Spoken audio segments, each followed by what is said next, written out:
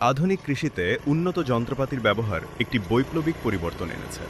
কৃষিক্ষেত্রে ক্রমবর্ধমান চাহিদা ও উচ্চ উৎপাদনশীলতার প্রয়োজন মেটাতে কৃষি যন্ত্রপাতি অপরিহার্য হয়ে উঠেছে। এই যন্ত্রপাতি কৃষিকাজকে দ্রুত, সঠিক এবং খরচ সাশ্রয়ী করে তোলে।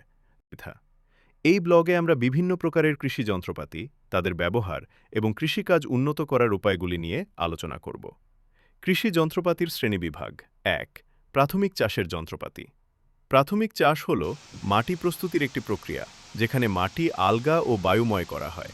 এই প্রক্রিয়ায় ব্যবহৃত যন্ত্রপাতি মাটির শক্ত স্তর ভেঙে দিয়ে গাছের শিকড়কে সহজে প্রবেশ করতে সহায়তা করে।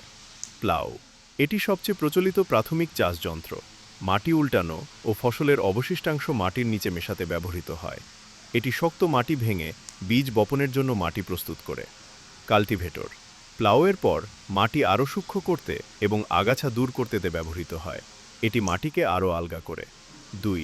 গৌণ চাষের যন্ত্রপাতি। গৌণ চাষের মাধ্যমে মাটিকে আরও সূক্ষ্ম ও সমান করে বীজ বপনের জন্য প্রস্তুত করা হয়। হারো, মাটির বড় ঢেলা ভাঙা, মাটি সমান করা এবং সূক্ষ্ম বীজতলা প্রস্তুত করতে ব্যবহৃত হয়। এটি প্লাউয়ের পর এবং বীজ বপনের আগে ব্যবহৃত হয়। মাটি ভৃত হয়।